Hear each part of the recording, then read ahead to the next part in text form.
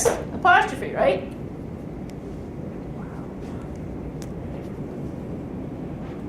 I didn't know that you could do It that. would never be correct to do Giles if it's singular apostrophe S, right?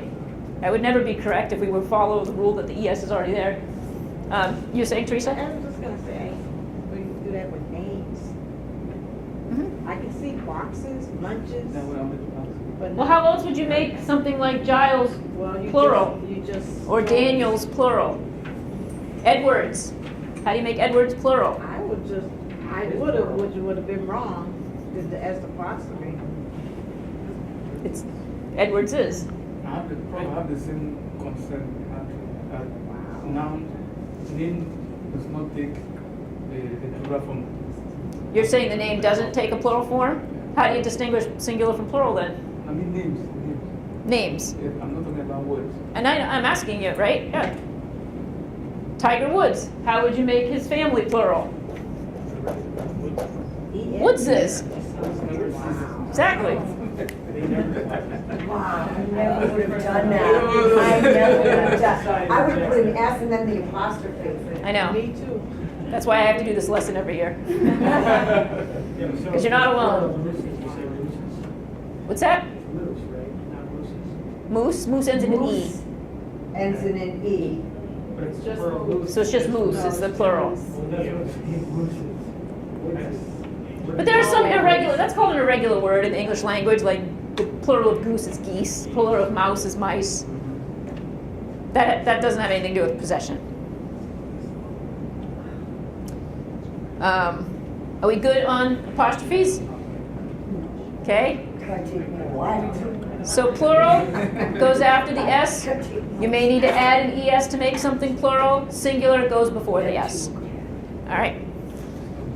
All right. I'm going to make things really easy for you for the next one.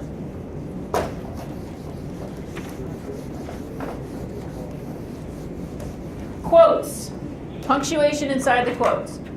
Period and commas always, always, always go inside the quotes, no exceptions, right? Always. I know you learned a different way when you were growing up, as did I, but with that was when we were all using typewriters instead of computers, some of us. With the advent of word processing and computers, we now put the period or the comma inside the quotation marks all the time because we don't need the extra space. It used to be when each character took up the same space in a typewriter that you would do that. That's no longer the case anymore. So periods and commas always, always, always go inside the quotes. You'll see me in your papers if you do it the other way. I'll do a little transpose mark, put it inside the quotes. That's something you don't even need to think about. Always, always, always, periods and commas inside the quote, no matter what. Don't have to think about it. For the other punctuation marks, you do have to think about it. Okay? So for exclamation points, question marks, semicolons, they all depend on the sentence. Okay? Does the punctuation mark apply to what's inside the quotes or what's outside the quotes? And I'll show you what I mean.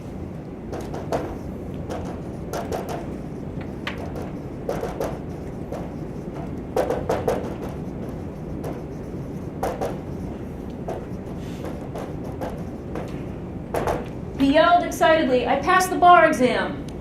Where's the punctuation mark? Where's the exclamation point go? I would put after.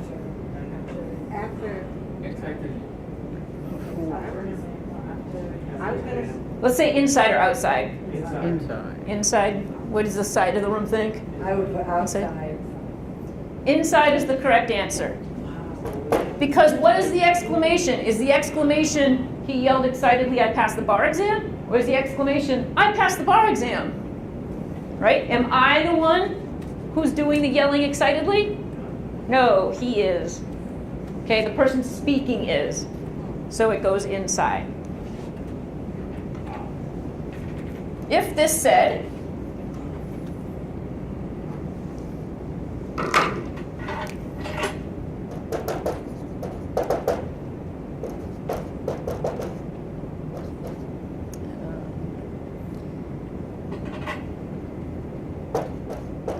I can't believe he passed the bar exam.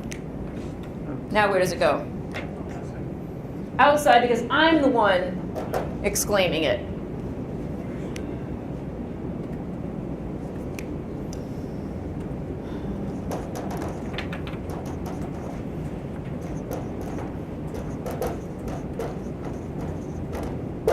Did you see Star Wars?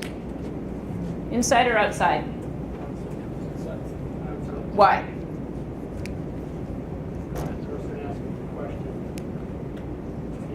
This is the question, not this, right? Exactly, so it goes outside.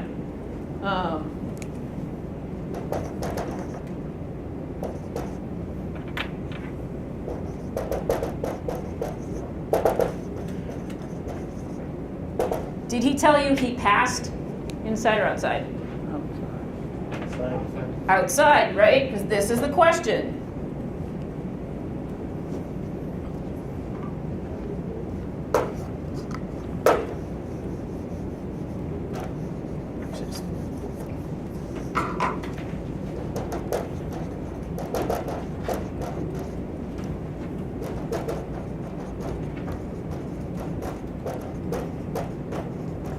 I want to see, dude, where's my car? I can never think of another movie that ends in a question mark. Just go inside or outside? Why, Zane? Because the question is inside. That's right. The question is in the quoted material, not to the sentence. This is actually a sentence. All right. Any questions on this? All right. See, told you it'd be pretty easy stuff. Hyphens. A little trickier now.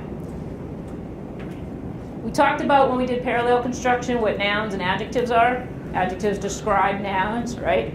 Sometimes you have compound words describing a noun, and within that compound word there is a noun.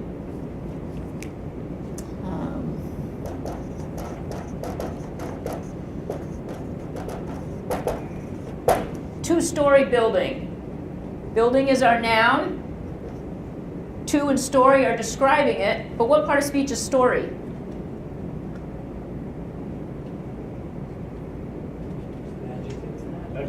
It's a noun, right? A story. Story is a like a floor. I could write floor instead. A floor is clearly a noun, right? So when we have a noun as part of a compound word describing another noun, you need the hyphen. Always. Professor, this E is missing from the story, or that's the E, the story, S-T-O-R-E? No, this is the correct way to spell story, S-T-O-R-Y. When it's plural, it's S-T-O-R-I-E-S, but it's never S-T-O-R-E-Y.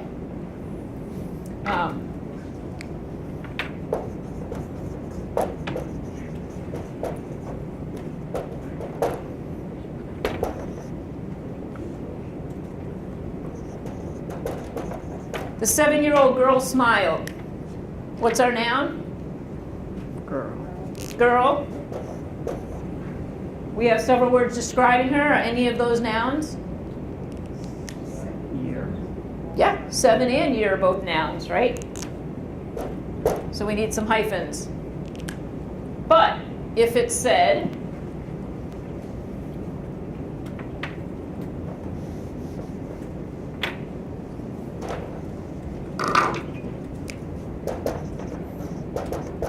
the girl is 7 years old, do we need to hyphenate that?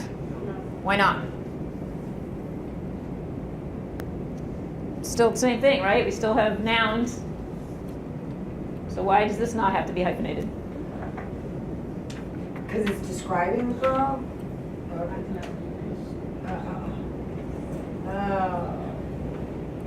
It's 7 years old.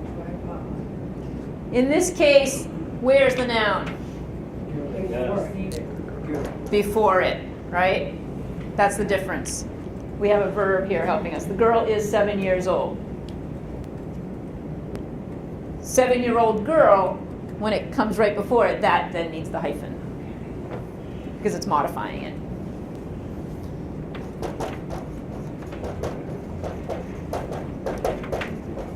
He works full-time.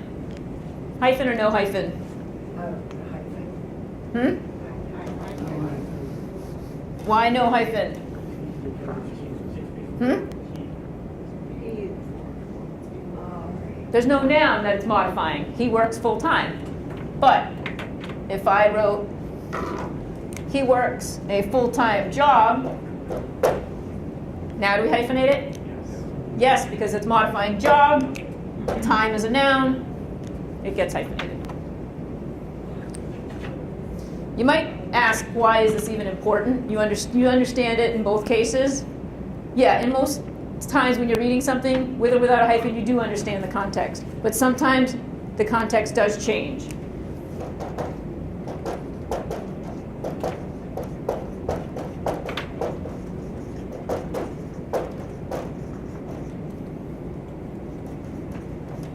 He takes 2-week vacations, 2-week vacations each year. Oh, I see. Teresa, how many vacations does he take?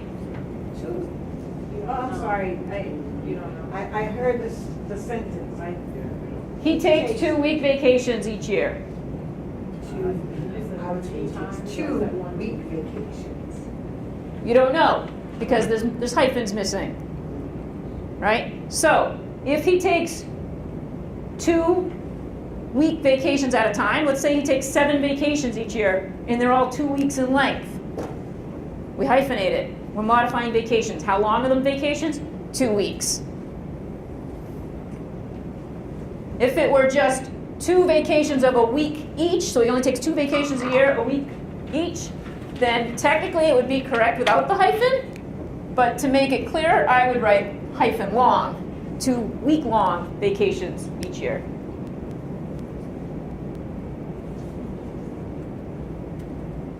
That's why the hyphen is very important, because it changes the meaning of the sentence. Say 2 1-week vacations. You could do that too. 2 1-week vacations, and then would you hyphenate 1 week or not?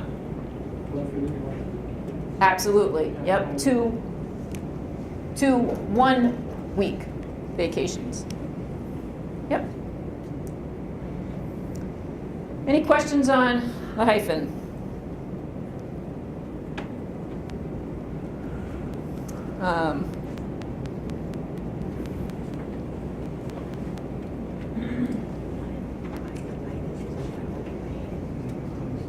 I might not do that. I'm actually going to do this one next. Okay. Going back to quotes now for a second. Anytime you're quoting something, it should be double quotes. Doesn't matter what it is. Dude, where's my car? Passed. Whatever I had up there, you saw I had double quotes. All right? Sometimes I don't know if it's just unsure or what was. People will say, I want to see. And they'll just put a single quote. Almost like, I don't know if I should quote that or not, so I'm just going to put single quotes and hedge my bets. Single quotes is never appropriate, never correct, except when it's contained within double quotes. That's when you use single quotes, not to show any kind of quotation, except in a longer quote, right? So if I said,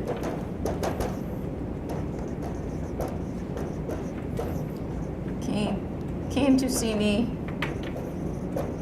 and we watched Lady Bird together. That's the quote. You came to see me and watched Lady Bird together. Lady Bird needs to be in quotes. That would be single quotes. Single quotes inside the double quotes. If the sentence ended after Lady Bird, how do you end it? What would I do now? Double quotes. You'd actually have 3 in a row there. Where would I put the period, Stephanie? Good. In between the single and double quotes. Okay, so quoting within single quotes. And the reason why it's very important to you guys is because you're reading a lot of cases, and you're writing about a lot of cases, and you're quoting from a lot of cases. So you see single quotes all the time in the cases you're reading, right? Because courts will quote another court, and within that quote there will be quoted language. So it comes up all the time in the legal world. So you got to know that. By itself, never, never, never. Inside double quote, that's the only time you use single quotes. All right. All right, I do have time to do the very last piece of punctuation, and we'll skip the exercise. The M dash, okay? This is what you see when you're reading a longer dash. That is called an M dash. It is not a hyphen, right? Oops. A hyphen is the small one. These do not mean the same thing. They cannot be used interchangeably.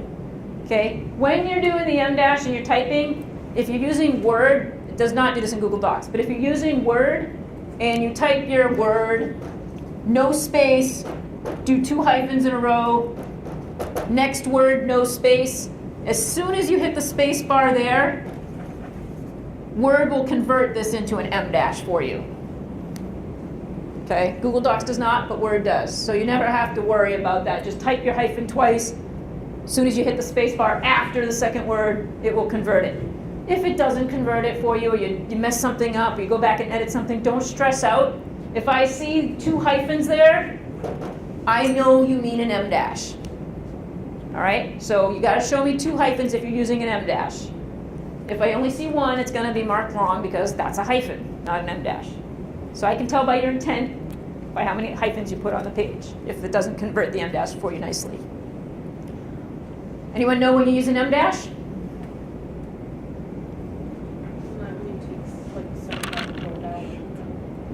No, that would be an ellipses. The 3 dots, if you're omitting part of a statute or a quote just because you don't need all that language and you're trying to make it concise, you'd replace it with the 3 dots. It's called an ellipses. Ellipsis. What about, so the M dash, when would you use that?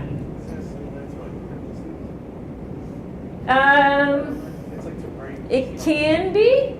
It can be, but for different reasons. They're used for very different reasons. Zane? For a quote, and dash is before the name, you said. No. No, that is not an appropriate use of the M dash. An M dash is used for emphasis. Okay? You are trying to draw the reader's attention to something. As opposed to the parentheses ode, which is you're providing more information, but it's not as important enough to put in the sentence itself, so you just put it in parentheses. It's kind of like read it if you want to. M dash, I want you to read this. I'm drawing your attention to it. Okay? You can use a single M dash or a double. Let me show you the difference between them.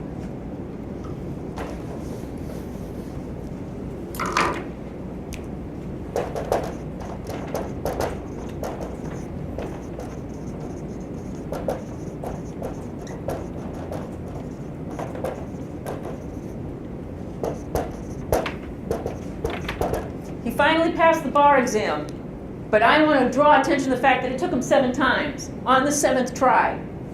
So that's my single M dash. I'm showing you, oh wait, it gets better, right? Keep reading.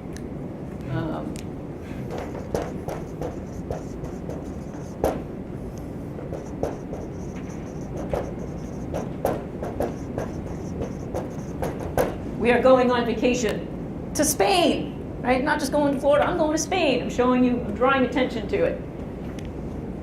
You can use it.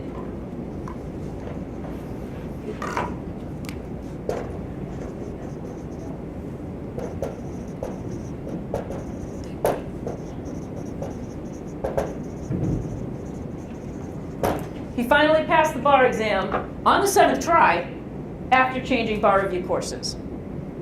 Right? So here's an example where you could put parentheses in there, and grammatically it's the same, but I want you to know that it was the 7th try. So I'm drawing your attention to it. So I'm separating that out with M dashes. I could use commas too, but again, that mutes it a little bit. I really want you to see the fact that it took him 7 tries. So that's why I'm using M dashes. Why is it called an M dash? That's just a printing term, I don't know. It's a good question, I don't know. No, but it's not something like, is there any situation where you would have to use it? Say you didn't really want it. That's right, you never have to use them. Okay.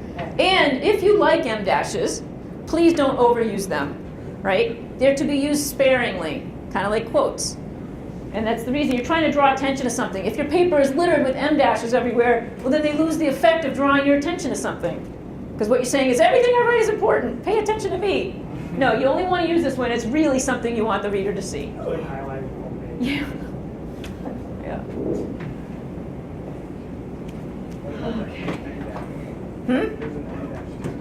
An N dash? I don't know, I'm thinking I don't know what an N dash would be. I have one more thing I forgot about. I meant to do this with the semicolons. The colon, okay? So the semicolon ties two closely related thoughts, independent clauses, together. The colon is used with, you can use it in that case too, but it means if you use it with independent clauses, it's to further explain. The second part further explains, but the big difference is the colon can be used with a dependent clause.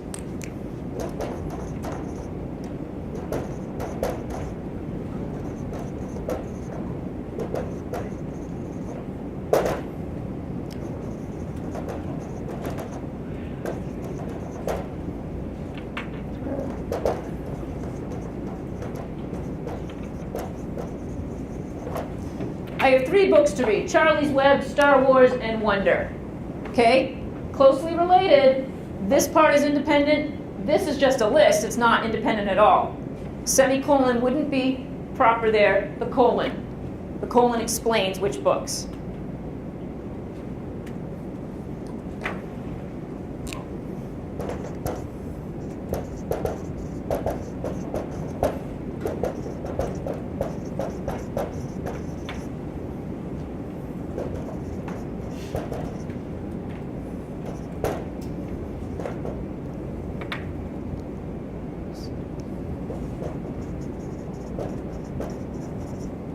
We plan to ski this weekend. There is 2 feet of fresh snow, or are 2 feet of fresh snow.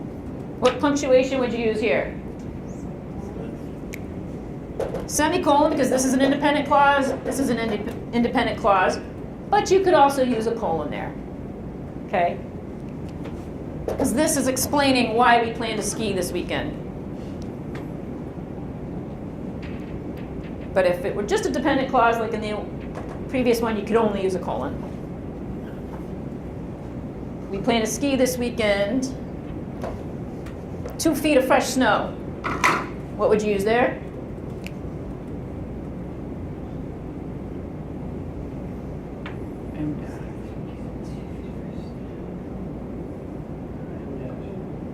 You could use an M dash. I think that's what I was Draw thinking. attention to it. That's what I was thinking. Or you could use the colon, right? We plan to ski this weekend, 2 feet of fresh snow. I would personally make it an independent clause, but if you had a dependent clause, those are the only 2 punctuations you could use.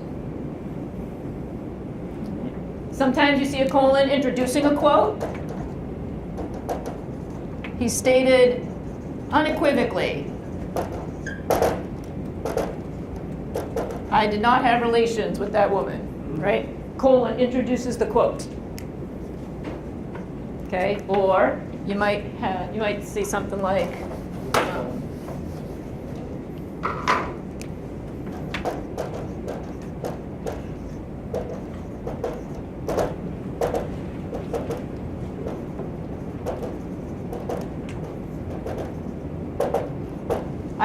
he told the truth, colon, I did that crime. So the colon introduces something. A semicolon would not be appropriate there because these aren't closely related in thought. That is just explaining what the truth was that he told. I know it's a lot. Any questions on any of that? Ready for your drill? Yeah, take home. It's not take home, no. That's a good attempt, though.